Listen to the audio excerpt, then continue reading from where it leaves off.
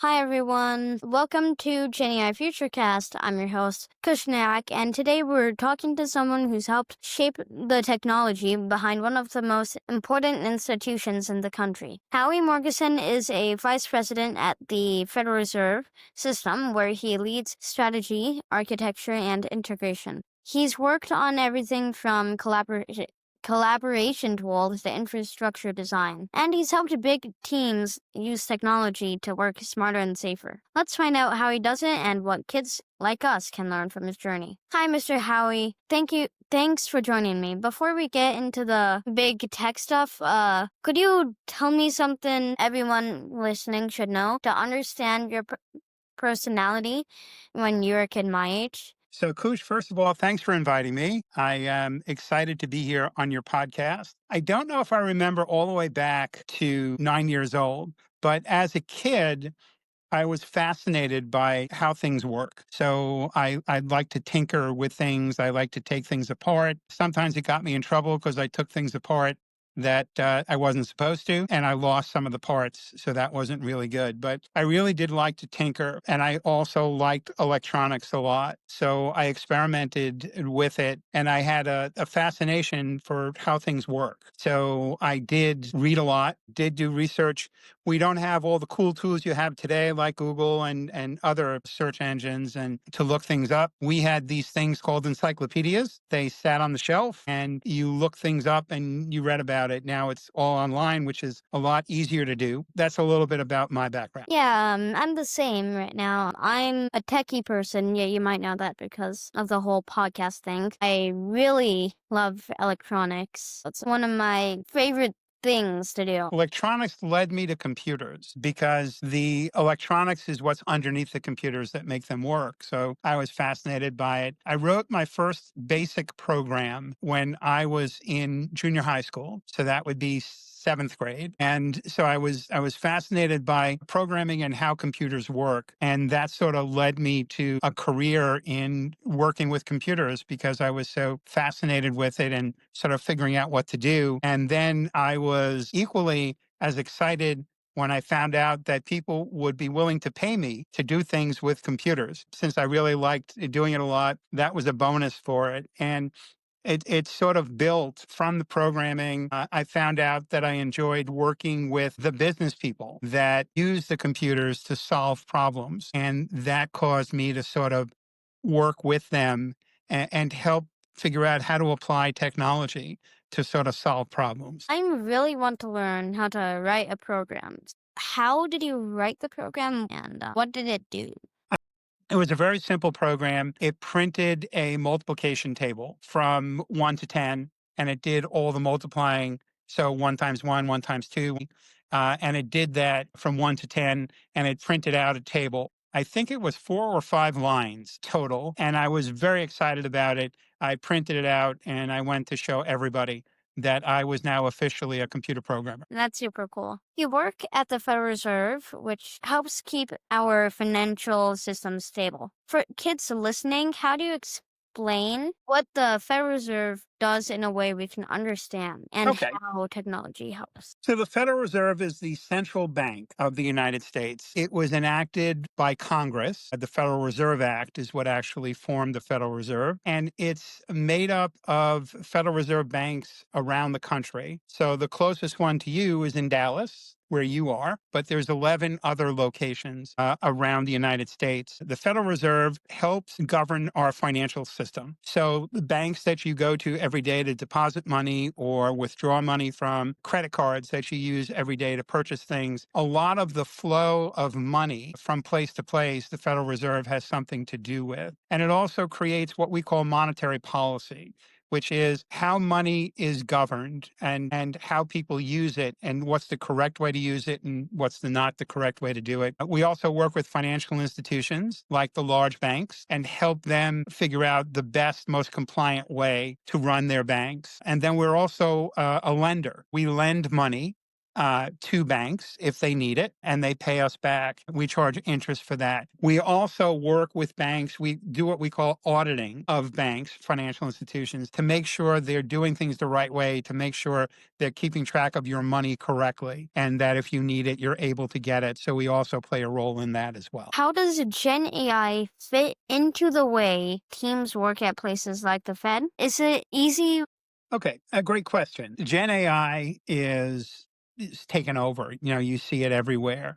Place like the Federal Reserve, which is very secure, we have to make sure that the information that we have is very secure and nobody can get to it. So that when we use tools like ChatGPT, we have to make sure that the information that are in the models that ChatGPT accesses are secure, because we have a lot of information which is confidential that we handle and support, and we have to make sure that it doesn't fall into the wrong hands. With ChatGPT and Copilot, it's taking us a little longer to get to use it because we have to make sure it's secured, or what we call lockdown, so that when we use it, we can use it in such a way that doesn't compromise the information that we're responsible for. So we've started using it in the last year or so, and it's made a tremendous difference.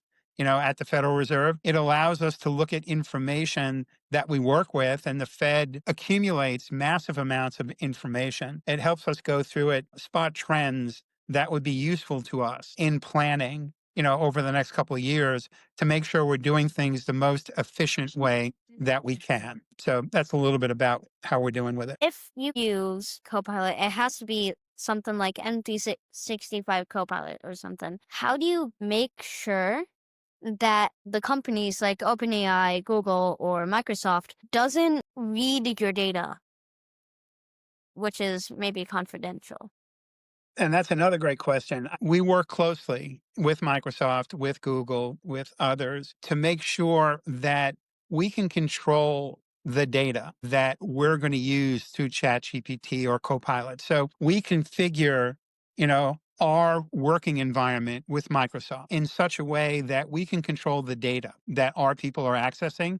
They can't get to everything out on the internet. It's just a set of data that we have, and they can work on it. Still gives them a tremendous amount of flexibility and work to do, but it gives them a limited data set. So that's what we do to make sure that we're keeping things confidential where they need to be. I have visited the Fed at Dallas before for Take Your Kids to Work Day. My mother works there. I remember when I visited it, they have like a bunch of security procedures. I can understand security is very important, but what is one way Gen AI can help make systems more secure or reliable? Interesting question. I do think that the whole idea of security is all about data, right? It's the ability to sort of look at the data as it's going through the network, as it's going through different systems, different applications, and be able to look at that data and sort of figure out what about it, if it's secure, if it's confidential. I think Gen I is really good at that. I think that if you set it up the right way, that you can analyze that data and you can see and you can spot what type of data is coming through. And if there's a particular type of data that's coming through that we're not familiar with, it will allow us to identify that so we can do further work on it and find out if there's additional security measures we should be taking. It's a great analysis tool, and it's a great interactive analytics tool so that you can ask questions of it. You don't necessarily have to generate a report, but you can ask to look at the data or assess the data to sort of see what's going on, and it gives you a lot of good insight into it. I want to know if you have any advice for adults who want to use Gen AI but don't know where to start specifically. I do think that where Gen AI is where mobile phones were, 20 years ago, 25 years ago, that people that there weren't a lot of mobile phones out there, but people were starting to use them and start to do good things with them. I think as of any new technology, the challenge is, can you make that technology easy enough to use so that anybody can pick it up and do useful work with it? I think that when ChatGPT first came out several years ago, and people started looking at it. It was okay for technology geeks like you and me. We can pick it up and do stuff with it. But for people that are not like that, it would be difficult to use.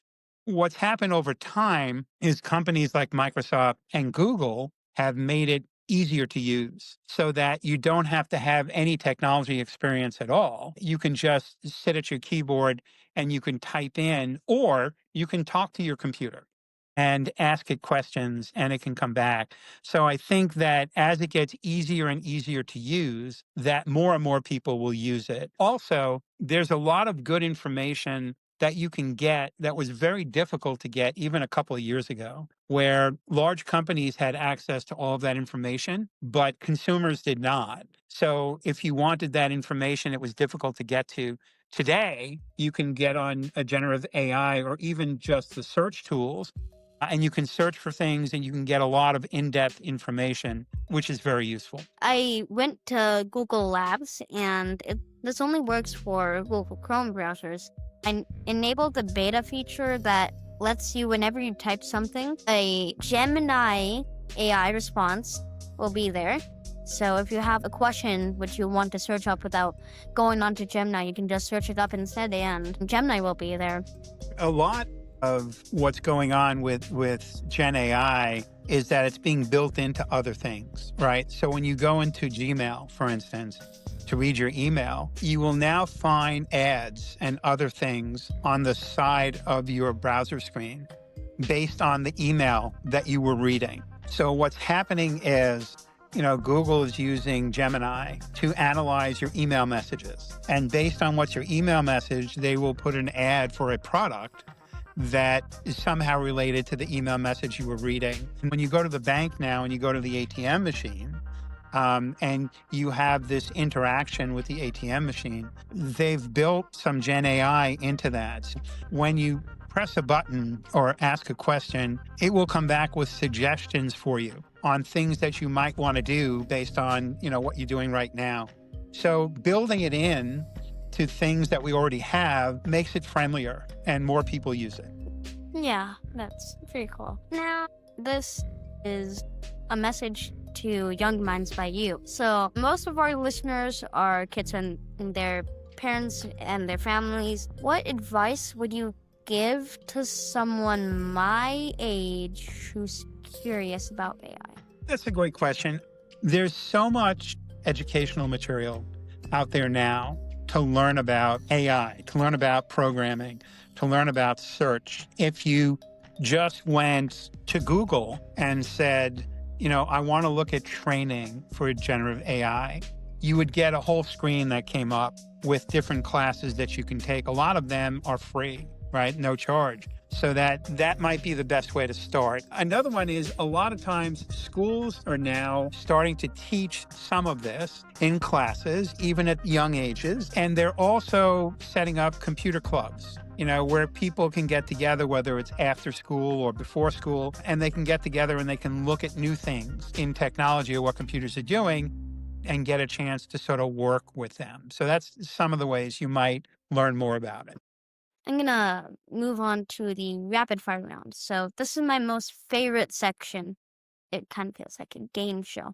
So, it's time for a quick rapid fire. Just say the first thing that comes to mind. What is your favorite Gen AI tool or platform? ChatGPT. What is one word to describe Gen AI? Awesome. If you could build an AI for kids, what would it do? Yes. It would help kids learn. It would help them get a better understanding of the world around them by helping them, make things easier to digest and learn. Okay. Um, what is a dream AI invention you wish existed? I would ask for any meal that I wanted and it would appear in front of me instantly. That's a fun rapid fire round. The AI that you can ask and then ask for any food, and then it'll just show up, make a piece of food appear for you. That I would love. That would put DoorDash out of business, wouldn't it? Yeah, that one. Okay, so Mr. Howie, thank you so much for being here. You've shown us that technology isn't just about machines. It's about trust, teamwork, and making systems that help people. To everyone listening, stay curious, keep learning, and remember, your ideas can shape the future. This was Jenny I Futurecast, hosted by Kushniak, powered by Curiosity. See you next time.